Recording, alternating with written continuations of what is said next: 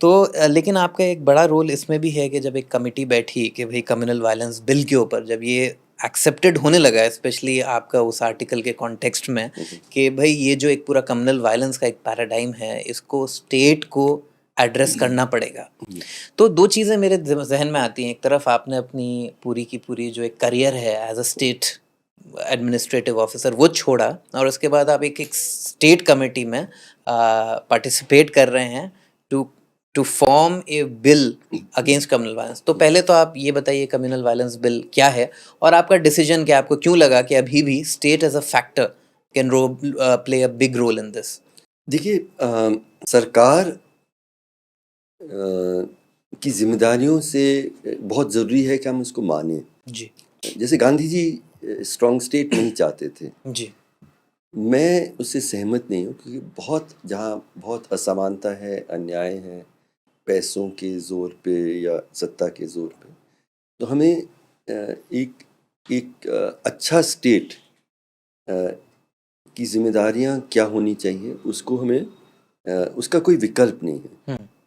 अगर कोई बहुत बड़ा सांप्रदायिक हिंसा होती है तो सरकार की शक्ति के बिना उसको रोका नहीं जा सकता, या उसको ना वो हो सकता ना उसको रोका जा सकता, दोनों ही दोनों। जी तो सरकार, एक बेहतर सरकार किस तरह का हो और अच्छे कानून कैसे हों, इसके बारे में भी काम करना ज़रूरी है।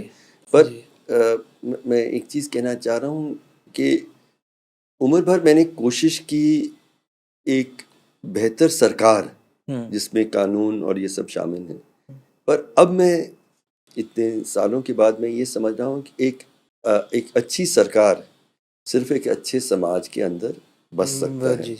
आप सुधार समाज में नहीं लाएंगे तब तक सरकार में आप जो भी आप कानून बनाएं, वो सरकार में वही लोग आके क्योंकि पार्टिसिपेट करते हैं। कई तरीके हमने 1950 के संविधान में कहा कि छुआछूत, अनटचेबिलिटी गैर कानूनी ही नहीं बल्कि गैर संवैधानिक है, लेकिन आज भी छुआछूत जारी है। तो पर इसका ये मतलब नहीं है कि हमें कानून नहीं बदलना चाहिए। लेकिन हमें ये समझना चाहिए कि सांप्रदायिक हिंसा तब तक और नफरत तब खत्म होगी जब समाज। आप ये कह रहे हैं कोई एक फैक्टर नहीं है, अगर आपका अच्छा कानून भी होगा, अगर लोग अच्छे नहीं होंगे तो वो जो इंस्ट्रूमेंटैलिटी है कानून की वो वैसे इस्तेमाल नहीं की जाएगी। लेकिन इसका ये मतलब भी नहीं है कि हमें कानून पे काम नहीं करना। जी, तो अब आप क्योंकि we have a clarity on this, तो आप जब कम्युनल वायलेंस बिल को ड्राफ्ट कर रहे हैं, या आप लोग जिन साथियों के साथ मिलकर ड्राफ्ट कर रहे हैं, तो आपने ऐसी क्या ड्राफ्टिंग करी बिल की जिससे आपको लगा कि शायद हिंदुस्तान के कॉन्टेक्स्ट में ओवरऑल जो अपैरेटस इवॉल्व हो उसमें इन चीज़ों को अवॉइड किया जा सकता है? जी, NAC का गठन हुआ था, जिसमें सोनिया गांधी उसके अध्यक्ष थे, और प्रधानमंत्री को ये एडवाइस करने का ग्रुप था कि सामाजिक न्याय से संबंधित कानून के प्रस्ताव तैयार करना। और इसमें आजकल बहुत ये बीजेपी के कार्यकर्ता इसको गलत मानते हैं, लेकिन आखिर दुनिया के हर देश में राष्ट्रपति, प्रधानमंत्री अपने एडवाइजरी ग्रुप्स बनाते हैं। जी, फाइनली फैसला उनको करना होता है। जी, लेकिन एडवाइजरी ग्रुप मतलब अगर उस सरकार ने माना कि हमें ऐसे लोगों का एक ग्रुप बनाना है जो हमें सलाह देगी कि हम बेहतर मतलब न्याय कैसे दिला सकते हैं समाज के पिछड़े वर्गों को के लिए, उस हैसियत से मैं उसका सदस्य रहा। जी, हमने एक जिम्मेदारी ली, वो था कम्युनल वायलेंस बिल बनाने का। फरहान नकवी और मैं, ये दोनों को ये इसकी जिम्मेदारी में दी गई थी। जी, हमारे कानून के मसौदे से पहले इनफैक्ट होम मिनिस्ट्री ने एक और ड्राफ्ट तैयार किया था। वो ड्राफ्ट ये कर रहा था कि सरकार को और मजबूत करना।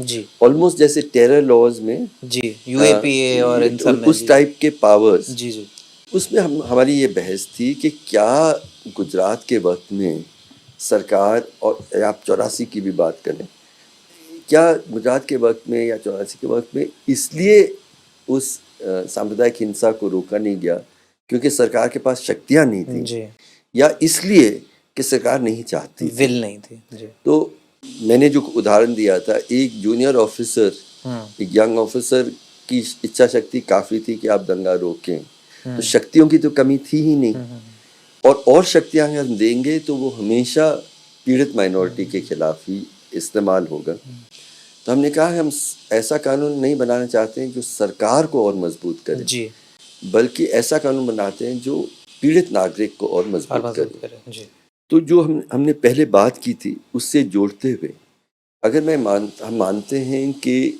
जिसको हम दंगे कहते हैं, दंगे इसलिए होते हैं क्योंकि सरकार चाहती है कि वो हो, और सरकार कैसे इसको मतलब जामा देती है, सरकार कुछ नहीं करे, मतलब इन एक्शन।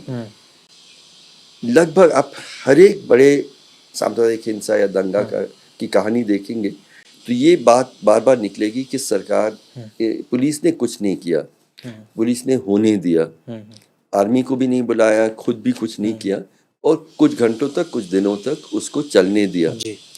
आज मतलब हमने ये महसूस किया कि उसको हम अपराध ही नहीं मानते जी, इन एक्शन, जिसको अकाउंटेबिलिटी ऑफ द स्टेट, और उसके क्रिमिनल अकाउंटेबिलिटी, मतलब आपने नहीं, जैसे मैंने खुद का उदाहरण दिया था, मैंने खुद महसूस किया कि हिंसा शुरू हो गई 84 का दंगों का इंदौर में, और पुलिस कहती है कि we have orders not to act, हमें ये कहा गया कि हम कुछ नहीं करें, और ये बार बार हम देखेंगे।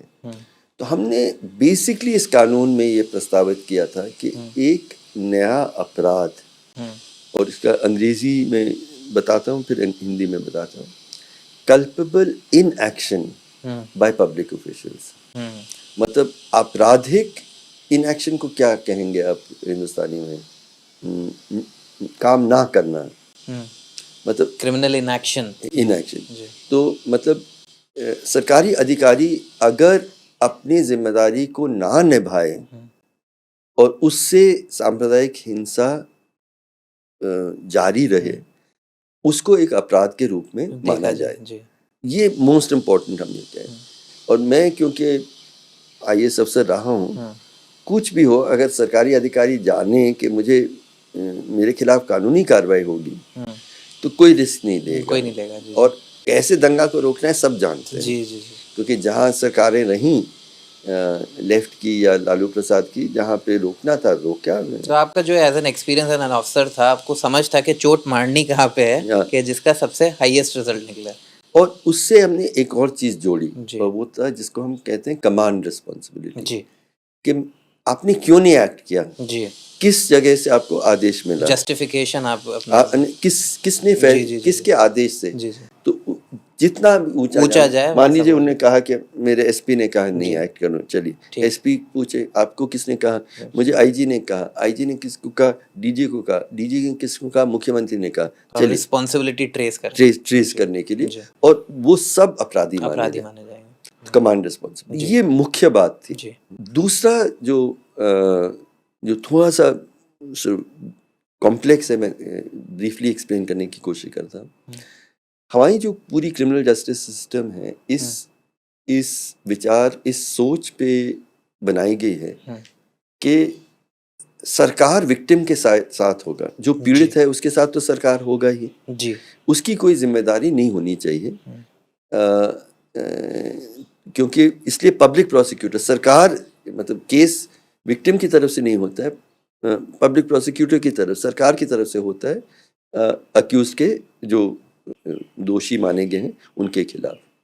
लेकिन वास्तविकता अगर ये है कि सरकार मतलब पीड़ित के साथ नहीं है बल्कि मारने वाले के साइड में है, तो पीड़ित के साथ फिर कुछ भी नहीं है ना जी, उसकी कोई भूमिका नहीं है उस कानूनी प्रक्रिया में, और उसकी रक्षा में ही कोई नहीं खड़ा।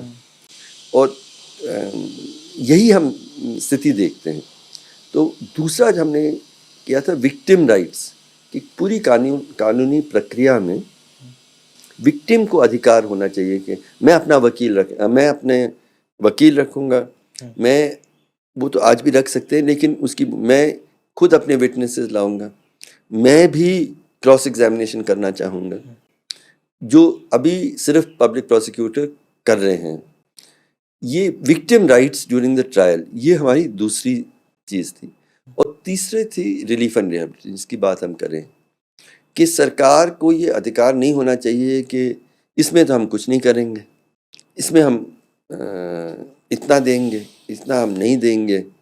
गुजरात में जैसे सरकार ने ना के मतलब रिलीफ तो बिल्कुल ही नहीं किया, और जो कॉम्पनसेशन मनी भी बहुत बहुत कम दिया।